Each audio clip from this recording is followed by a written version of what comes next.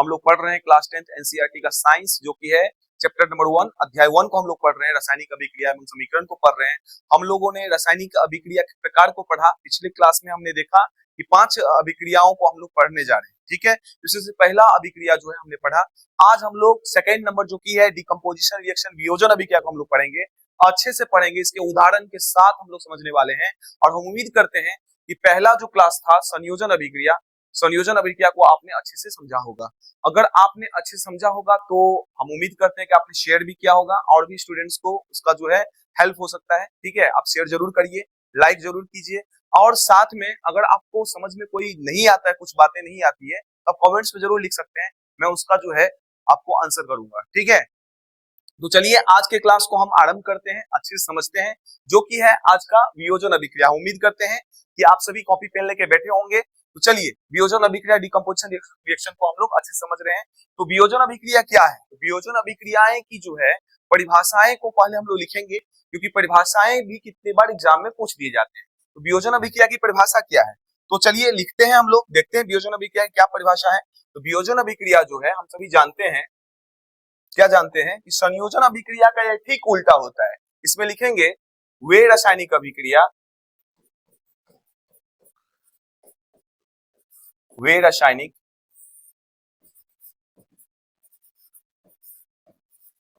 अभिक्रिया जिसमें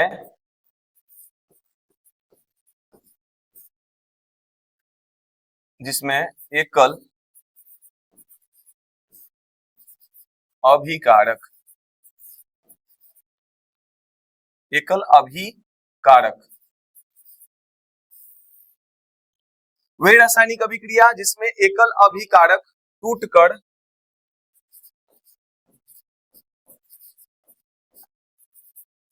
दो या दो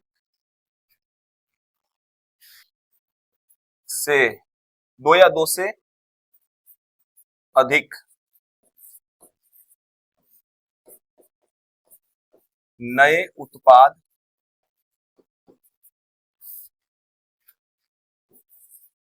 का निर्माण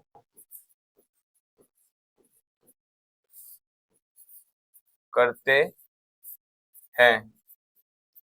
हैं, ठीक है। वे रासायनिक अभिक्रिया जिसमें एकल अभिकारक टूटकर दो या दो से अधिक नए उत्पाद का निर्माण करते हैं, उसे हम वियोजन अभिक्रिया कहते हैं, ठीक है। इस उदाहरण मतलब इसके जो परिभाषा है इसको दिमाग में सेट कर लो। संयोजन अभिक्रिया हमने क्या पढ़ा था?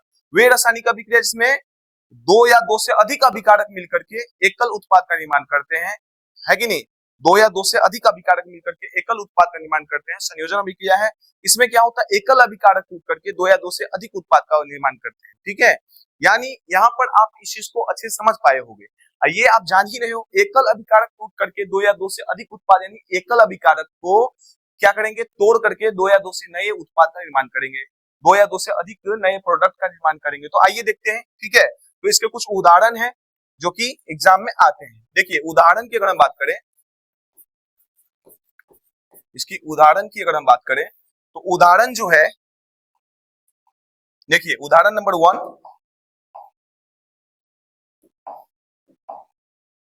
जैसे कि CaCO3, ये क्या है? Calcium carbonate.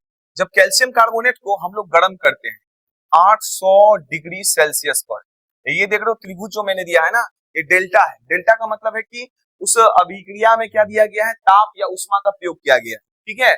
तो 800 डिग्री सेल्सियस पर जब हम इसको गर्म करते हैं कैल्शियम कार्बोनेट को, तो क्या होता है? तो ये टूट जाता है। किसमें टूटता है? तो पहले टूटता है कैल्शियम ऑक्साइड में टूटता है, इसमें टूटता है कैल्शियम ऑक्साइड में टूटता है। और ये जो कैल्शियम ऑक्साइड है ना, इसे हम क्या कहते हैं? बुझा हुआ चूना या बिना बुझा हुआ चूना। तो ऑक्साइड है तो बिना बुझा हुआ चूना, अगर कैल्शियम हाइड्रोक्साइड है तो बुझा हुआ चूना। तो बुझा हुआ चूना नहीं, बिना बुझा हुआ चूना में टूट जाता है, ठीक है।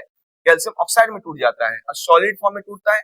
और एक प्रोडक्ट और बनते हैं जिसका नाम है कार्बन डाइऑक्साइड गैस, ठीक है। CaO बनता है, CO2 बनता है। यानी वे रासायनिक अभिक्रिया जिसमें एकल अभिकारक टूट करके छोटे छोटे दो या दो से अधिक उत्पाद का निर्माण किए, ठीक है। वे रासायनिक अभिक्रिया जिसमें एकल अभिकारक टूटकर दो या दो से अधिक नए उत्पाद का निर्माण किए हैं। या इसके एक और परिभाषा को आप लिख सकते हैं, मतलब ये जो वियोजन अभिक्रिया है उसकी एक और परिभाषा हो सकती है, वे रासायनिक अभिक्रिया जिसमें एकल अभिकारक टूटकर छोटे छोटे दो या दो से अधिक उत्पाद का निर्माण करते हैं। ठीक है, वे रासायनिक अभिक्रिया जिसमें एकल अभिकर्मक टूट करके छोटे छोटे दो या दो से अधिक उत्पाद का निर्माण करते हैं, वियोजन अभिक्रिया कहलाते हैं। ठीक है, उदाहरण के लिए कैल्शियम कार्बोनेट को जब हमने 800 डिग्री सेल्सियस ताप पे गर्म किया तो क्या हुआ, कैल्शियम ऑक्साइड और कार्बन डाइऑक्साइड गैस में टूट गया। ठीक है, इसी तरह एक और उदाहरण है, ठीक है, यहाँ पे ध्यान दीजिएगा, उदाहरण क्या है कि आयरन सल्फेट है। ठीक है, फेरिक मतलब फेरस सल्फेट FeSO4 है ना, फेरस सल्फेट है, ये सॉलिड फॉर्म में होता है, इसको हम लोग क्या कहते हैं, फेरस सल्फेट।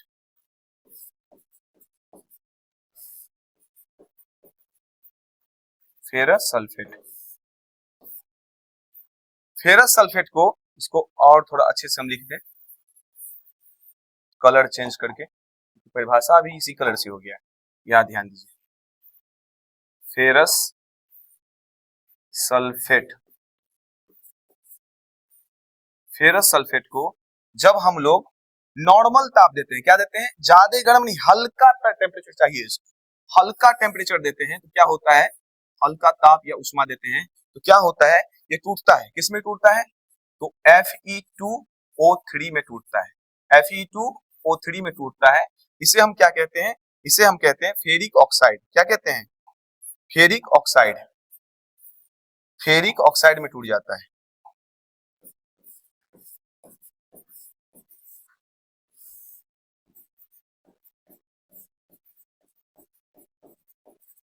फेरिक ऑक्साइड में टूट जाता है।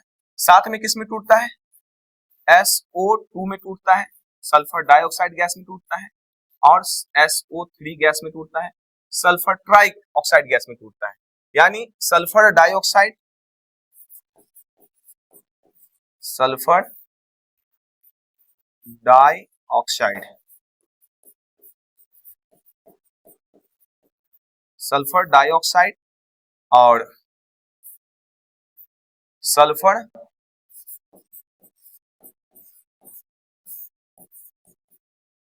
ट्राई ऑक्साइड, सल्फर डाइऑक्साइड और सल्फर ट्राई ऑक्साइड में ये टूट जाता है।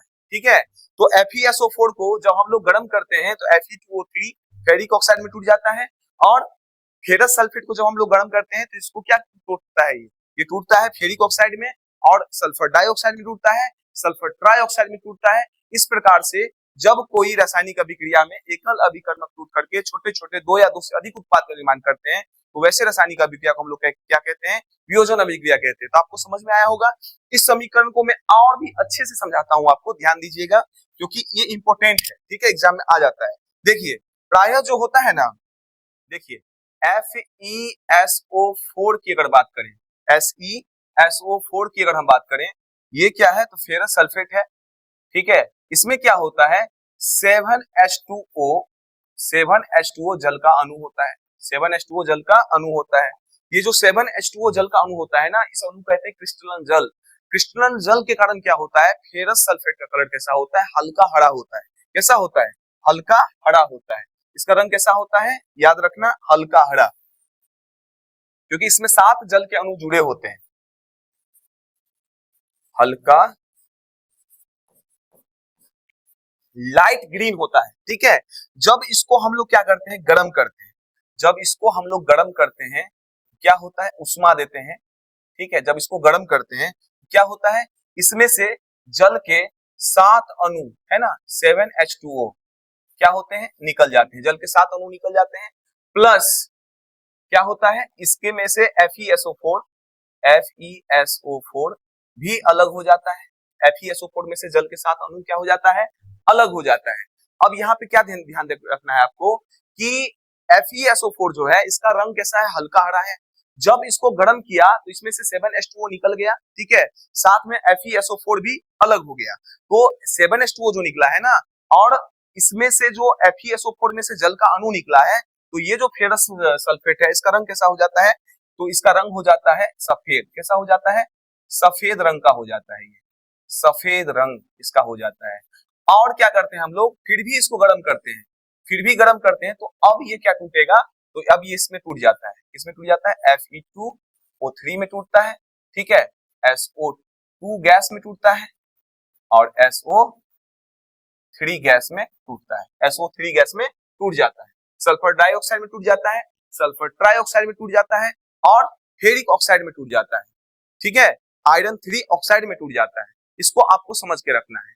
तो यहाँ पर ये जो अभिक्रिया आप देख रहे हो, इसमें क्या हुआ है, एकल अभिकर्मक टूटकर छोटे छोटे दो या दो से अधिक उत्पाद को निर्माण किया है। तो ये प्रायः हम आपको समझाने के लिए बताएं, ठीक है। ये जो FeSO4 तो हमारी किताब में ऐसे ही दे करके लिख दिया है, इसी तरह से लिख करके दे दिया है, ठीक है। तो हमने इसके बारे में, ये जो फेरस सल्फेट है, तो इसका जो रंग होता है ना, देखिए यहाँ पर इसमें क्या होता है कि इसका रंग तो होता है हल्का ग्रीन। जब इसको हम गर्म करते हैं तो गर्म करने से क्या होता है, इसका रंग जो है, तो पहले ये हरा था, हल्का हरा था, ये हल्का हरा जो है ये किस में बदल गया, तो सफेद रंग में बदल गया। फिर भी इसको गर्म करते रहे तो कैसा रंग हो गया, ये जो प्रोडक्ट बना है ना Fe2O3, इसका रंग कैसा हो जाता है, तो इसका रंग हो जाता है लाल। इसका रंग कैसा होता है, इसका लाल रंग होता है। कैसा रंग होता है, लाल रंग का ये हो जाता है, ठीक है। इसको और गर्म करते हैं तो जैसे कि आप इस डायग्राम में देख पा रहे होंगे, इस इमेज में देख पा रहे होंगे, इसको गर्म किया जा रहा है और इसमें से लाल रंग, यहाँ पे जो सल्फर ट्राइऑक्साइड निकला है ना, इसमें से एक अजीब सा गंध निकलता है ना, अजीब सा सड़ा गला जैसा गंध निकलता है, बहुत बदबूदार गंध निकलता है, ठीक है। तो यहाँ पे आपको समझ के रखना है, ये जो हल्का रंग था, हल्का हरा रंग था, ये सफेद रंग में बदला, फिर भी इसको गर्म किए, सफेद रंग में क्यों बदला, क्योंकि इसमें से क्रिस्टल जल अलग हो गया। FeSO4 का अपना ओरिजिनल रंग कैसा होता है, अपना ओरिजिनल रंग होता है व्हाइट, ठीक है, सफेद होता है। जब इसको हम गर्म करते हैं तो ये क्या हो जाता है, ये बदल जाता है, किससे बदल जाता है, Fe2O3 में, ठीक है, फेरिक ऑक्साइड में बदल जाता है। इसका रंग कैसा होता है, तो लाल हो जाता है, साथ में SO2 निकलता है, सल्फर डाइऑक्साइड निकलता है, साथ में सल्फर ट्राइऑक्साइड निकलता है। तो इसका रंग कैसा होता है, इसका रंग कैसा होता है, इसका रंग होता है लाल। इसका रंग कैसा होता है, इसका होता है रंग, आप सभी जानते हो, ये हल्का ग्रीन होता है, हरा होता है। इसका रंग कैसा होता है, इसका रंग होता है लाल होता है। क्यों लाल होता है, क्योंकि FeSO4 को हमने गर्म किया, गर्म करने से क्या हुआ, उसका पहले S7H2O जल का अणु जो था वो अलग हो गया, अब ये सफेद हो गया।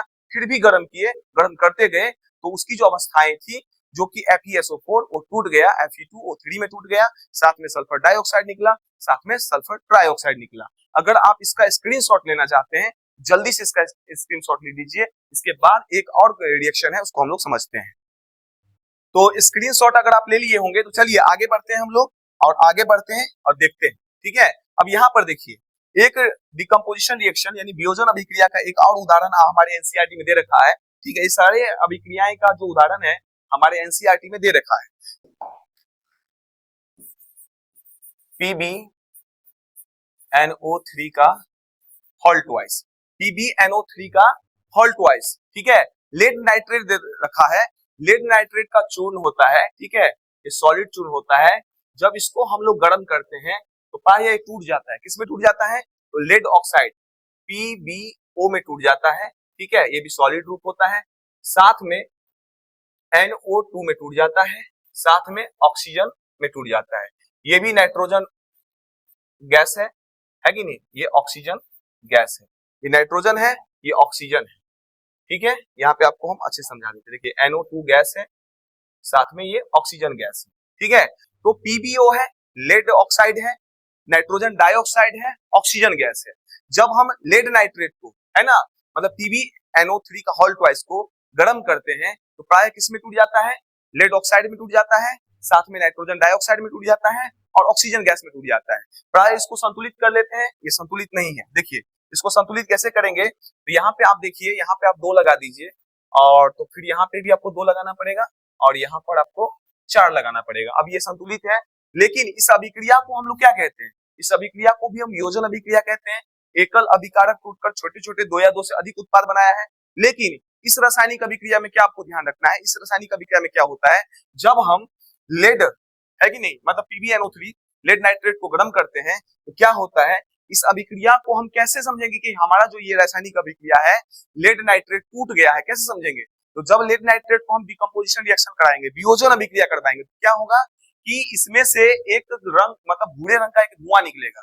ये जो धुआं है ना, ये नाइट्रोजन डाइऑक्साइड गैस का है, यहाँ पे एक रंग का जो है धुआं निकलता है, वो रंग क्या होता है, ध्यान रखना है, वो रंग होता है भूरे, है ना, भूरे रंग का धुआं, भूरे रंग का धुआं, ठीक है। भूरे रंग का धुआं जो है ये निकलता है, कहाँ निकलता है, NO2 का। ये जो भूरे रंग का धुआं देख रहे हो ना, ये धुआं, ये NO2 का धुआं है। ये जो आप देख रहे हो ये किसका धुआं है, मतलब ये जो आप देख रहे हो नीला नीला दिखाई जा रहा है, ये क्या है, ये ऑक्सीजन गैस है। ये क्या है, ऑक्सीजन। ये ऑक्सीजन निकलता है साथ में, और साथ में NO2 नाइट्रोजन डाइऑक्साइड का गैस निकलता है। इस वियोजन अभिक्रिया को हम तभी समझेंगे जब इसमें से भूरे रंग का धुआं निकलेगा। अगर भूरे रंग का धुआं निकल गया तो हम समझ जाएंगे कि भैया ये जो लेड नाइट्रेट है इसको वियोजन हमने कर दिया, इसका अपघटन हमने कर दिया, ठीक है, डिकम्पोजिशन रिएक्शन हमने कर दिया, पूर्ण हो गया। क्योंकि इसमें से नाइट्रोजन जब ये अभिक्रिया होगी टूटेगी तो नाइट्रोजन डाइऑक्साइड निकलेगा, NO2 गैस निकलेगा, ठीक है। और इसी तरह हमने पीछे क्या देखा था, इस अभिक्रिया को तभी हम पूर्ण मानेंगे जब ये अभिक्रिया पूर्ण होगा तो क्या होगा, इसमें से इसका रंग जो है ये लाल हो जाएगा। ये जो आपको हल्का हरा कलर दिया था आपने इसका फेरस सल्फेट का, ये लाल कलर में हो जाएगा। तो हम समझ सकते हैं इसका रंग अगर बदल जाएगा, गर्म करेंगे इसका रंग अगर लाल रंग हो जाता है, हम समझ जाएंगे कि ये जो मेरा वियोजन अभिक्रिया था ये पूर्ण हो गया। इसी तरह यहाँ पे हम समझेंगे कि यहाँ पे लेड नाइट्रेट को जब हम लोग गर्म करते हैं तो लेड नाइट्रेट को गर्म करने के बाद इसमें से एक रंग का मतलब भूरे रंग का धुआं निकलेगा। अगर भूरे रंग का धुआं निकलता है तो हम समझ सकते हैं ये रासायनिक अभिक्रिया, वियोजन रासायनिक अभिक्रिया हमारा पूर्ण हुआ। लेकिन इसमें जो ऑक्सीजन गैस निकल रही है इसको हम लोग कैसे समझेंगे कि इसमें से ऑक्सीजन गैस निकला है। तो ऑक्सीजन गैस को समझने के लिए हम क्या करेंगे, इस टेस्ट ट्यूब में एक जलती हुई अगरबत्ती को ले जाएंगे। जब जलती हुई अगरबत्ती को उसके अंदर ले जाएंगे तो क्या होगा, अगरबत्ती की जो है जो नॉर्मल जो जलता रहता है उसके अंदर जो है ना उसकी ज्वाला जो है तेज हो जाता है। अगरबत्ती का जो ज्वाला है वो क्या हो जाएगा अंदर में तेज, क्योंकि हम सभी जानते हैं ऑक्सीजन कैसा गैस होता है, तो ज्वलनशील गैस होता है। जब इस टेस्ट ट्यूब के अंदर ऑक्सीजन अगरबत्ती को जलते हुए अगरबत्ती को ले जाते हैं तो क्या हो जाता है, अगरबत्ती की ज्वाला तेज हो जाती है। तो हम समझ सकते हैं ये जो रासायनिक अभिक्रिया है इस अभिक्रिया में ऑक्सीजन गैस निकला है, भूरे रंग का गैस निकला है। तो हम समझ सकते हैं कि ये भूरे रंग का गैस जो है नाइट्रोजन ऑक्साइड का जो है, नाइट्रोजन डाइऑक्साइड का जो है ये धुआं है, ठीक है। हम उम्मीद करते हैं ये जो रासायनिक अभिक्रियाएं हैं यहाँ पे हमने 2-3 उदाहरण आपको समझाया है तो इसको आपने अच्छे से समझ लिया होगा। अगर आपने अच्छे से समझ लिया होगा तो आगे 2 प्रकार की रासायनिक अभिक्रियाएं और है, विद्युत अपघटन और प्रकाश वियोजन। विद्युत वियोजन है ना, जल का अपघटन करके देखेंगे और प्रकाश वियोजन करके देखेंगे। नेक्स्ट क्लास में हम लोग इसको सीखेंगे, ठीक है। तो चलिए आप इसको नोट्स कीजिए, फिर मिलते हैं नेक्स्ट क्लास में, तब तक के लिए धन्यवाद।